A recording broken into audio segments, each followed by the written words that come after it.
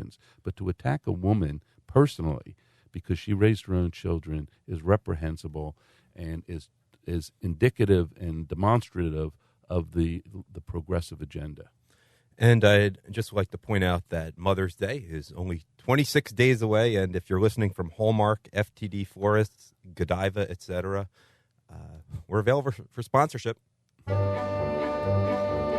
You've got to be taught to hate and fear. You've got to be taught from year to year. It's got to be drummed in your dear little ear. You've got to be carefully taught.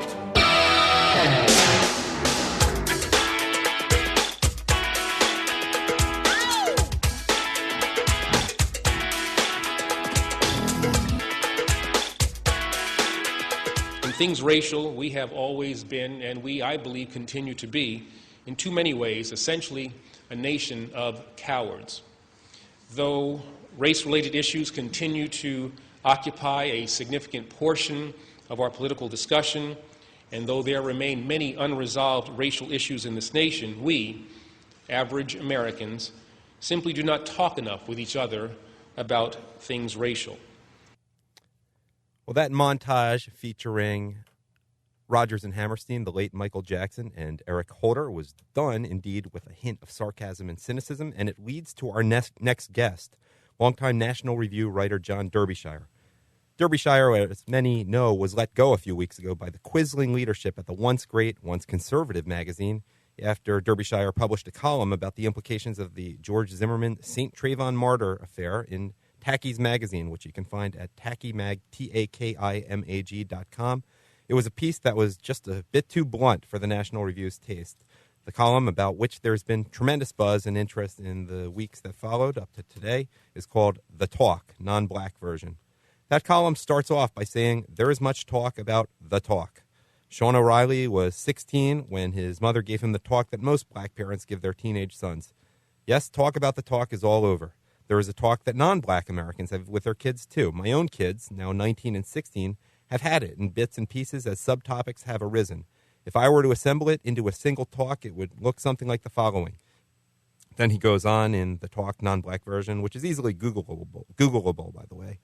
Derbyshire dares to write what many, many, many, many people have been thinking and which would never be heard in big controlled media. Derbyshire writes, for example, of most importance to your personal safety are the very different means for antisocial behavior, which you will see reflected in, for instance, school disciplinary measures, political corruption, and criminal convictions. Anyhow, you can find John Derbyshire's written material on johnderbyshire.com and Tacky Mag, that's again TAKIMAG.com. John, welcome and thanks for coming on. Hello, Adam. It's a pleasure to be on the show. Well, this isn't Oprah, so I'm not going to sensitively ask you about, say, how your feelings are holding up. But I would like to know what has been surprising and interesting to you about the reaction to your piece from readers and friends, especially in terms of support. That's what has been most surprising, Adam. I've had terrific support. I've had a huge email bag, practically all of it in support. And I want to mention this any time anybody asks me about this. I've had a lot of donations. You know, I do a lot of blogging. There's a donation button on my website.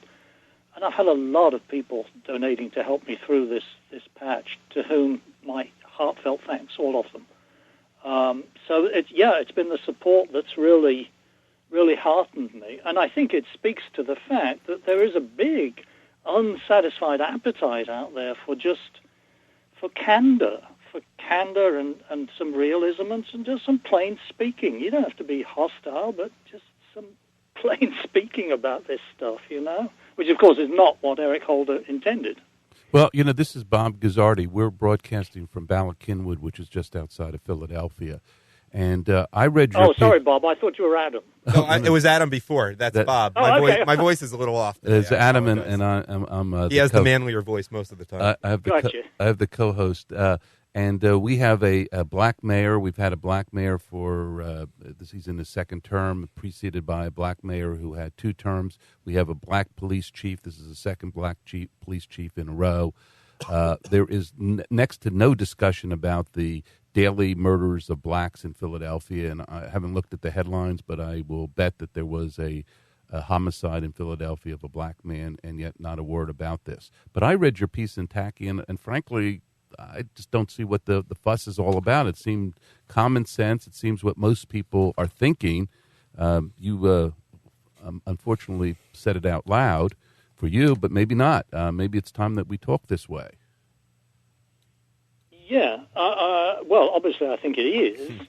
And I also think that it helps if people like me and people like you and Adam talk more frankly about it, because that kind of kills off this idea that frank speaking about these issues belongs to gap-toothed hillbillies. You know, that racism is something out there in the dark woods, when in fact a lot of thoughtful and patriotic and well-educated citizens feel the way I feel, and well, there's another want to hear honest talk. There's another point. Very well-educated. You may recall Charles Murray's book, The Bell Curve, which got him into a lot of trouble, and I would direct your attention to the other end if you're interested in stirring the pot a little bit more. Commentary Magazine had a piece by Charles Murray in April of 2007, and he talks about the other end of the bell curve, which are Jews, Ashkenazi Jews. And as you may well know, that many Jews are liberals and are probably horrified at your kind of talk. But the truth of the matter is the scientific evidence is supporting what you say. This does not mean in any way that anybody should be privileged under the law, but some people play basketball better and some people invent better. And I think we ought to be able to live with this. I said in a piece I did a year or so ago, nobody bothers much about individual differences. You know, he plays tennis better than I do, and so on. Nobody loses sleep over that stuff.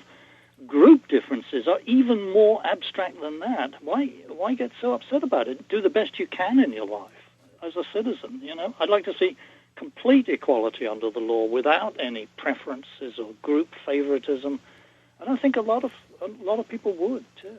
John, I think I think what Al Sharpton and Jesse Jackson have proven is that your view is although it's common sense, it does not have a political base to it. You're talking as a private citizen, as a private citizen. They're talking as race mongers, and they're making a lot of money out of this. It's great to stir up the black vote for Obama.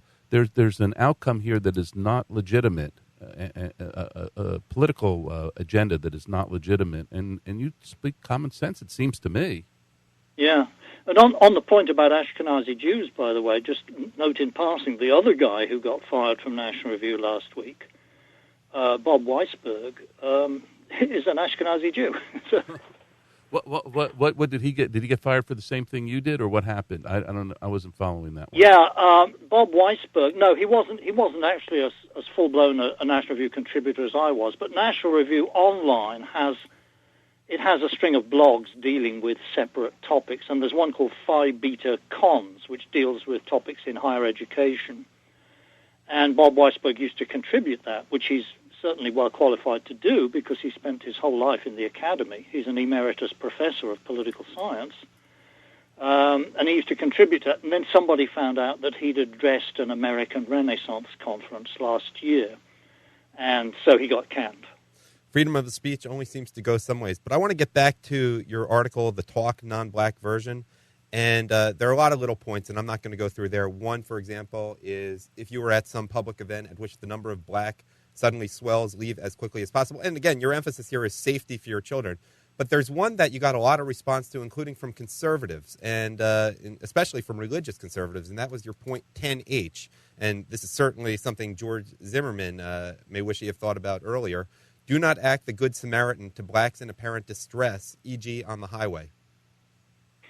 Could you? Yeah, I have actually. If people who want to pursue this, I've put up a little impromptu web page dealing with some of these points. There's a link from my main homepage, johnderbyshire.com. Yeah, I kind of wish I had elaborated on that a bit. Of course, you can think of cases where you would want to help someone. But as a writer, I'm disciplined by the number of words the editor wants, and I was over my limit already there. Well, feel so free I cut to it short. Feel free to say more about it here. We have a few minutes. Well, as I said, you can think of cases, but I'm talking in the context of giving advice to children, and those cases where you'd want to say, okay, I'm going to help the guy, and those cases where you'd say, I should really stay out of this, that's a matter of judgment, and young people just don't have very good judgment. They haven't developed good judgment. So staying out of it as blanket advice is not actually that bad advice, I would argue. Yeah, and I want to just mention something that Lawrence Auster published on that. He wrote, community-minded man turned into the hate object of the entire nation. Here's the best summing up I've seen of what George Zimmerman is going through at the hands of liberal America. Then he quotes a reader. It says, it's easy to imagine why Zimmerman would be in shock. The man knows he is a Boy Scout. You may consider this to be unproved, but he knows this. He is exemplary. He tutors children, goes door to door campaigning for justice, real justice, not social justice, for a homeless black man. I inserted the word black there because it was a black man. Works many unpaid hours guarding his neighbors against criminals. He is a community-spirited man and not any kind of racist. Yet, as Daniel Greenfield wrote about, he's in a Kafka-like situation right now. And it raises the more general question to me of, is there any hope for race relations in this country? Yeah, it's one comment that caught my eye reading the comment threads, and I'm sorry, I forget which one it was.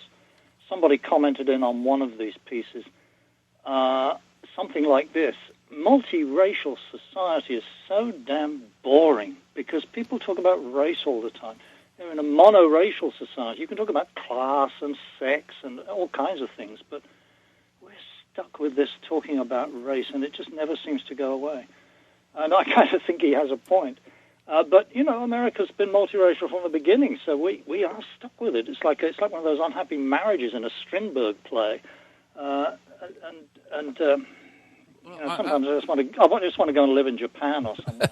Well, I think that's what America's about. You look at it as a country where, I mean, if you want to be just statistically accurate about it, blacks, African Americans, some people don't like that word anymore, are doing far better than they're doing in Nigeria or Christians in Nigeria in particular. And Christians in Nigeria, sub-Saharan Africa, the standard of living of the American black is far superior to the standard of living blacks anywhere else in the world, and in fact, far is superior to Europe, many European whites who don't live as well as our so-called minority population. Well, the American blacks of the Civil War era certainly knew that. You remember the American Colonization Society.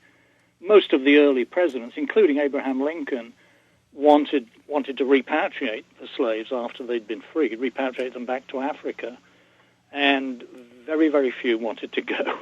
Well, I mean, Martin Luther King was never wanted to be any kind of separatist. His argument was that I am not getting, and my people are not getting equal justice under law. It was a simple and powerful message, and it's now been converted to a privileged position of affirmative action and attacking George Zimmerman, who was just doing a job that ended badly. And from a broader political point of view, I think the Zimmerman case, there's something very disturbing about it, in that here's a guy doing what American citizenship tells us to do, being self-reliant and helping his neighbors and helping each other, and society's coming down on him and saying, no, you mustn't do that. Only government functionaries can do things like that. Only government functionaries can patrol neighborhoods. It's almost as if there's a deliberate effort to kill off individual initiative and neighborliness and citizenship, to kill all that off and replace it with government power. And as a conservative with strong libertarian leanings, that worries me a lot. Do you see my point? Oh, absolutely. Yeah, absolutely. That remark by the 911 operator saying, stand down, don't we'll take care of this, means, well, obviously they weren't taking care of it. There weren't any police there. He was telling them what to do. Yeah.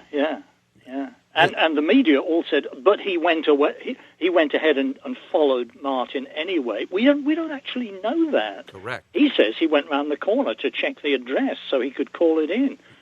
And he couldn't even see Martin at that point. You can't necessarily put your life or your property in the hands of people at 9/11 for whom it's just a job. And I just want to point out that one thing I really resent about the Sharptons, Jacksons, et cetera, is, and you may or may not agree, it messes up my relations with the very many decent black people. It's like for them to advance their agenda and make money out of it, don't kid yourself, they want to create distrust among people, and that's why I've been a little bit outspoken. This show has been outspoken. I know what they're trying to do, and they don't care what they do to race relations. They want to exacerbate them. And you know what? Barack Obama, too, and Eric Holder.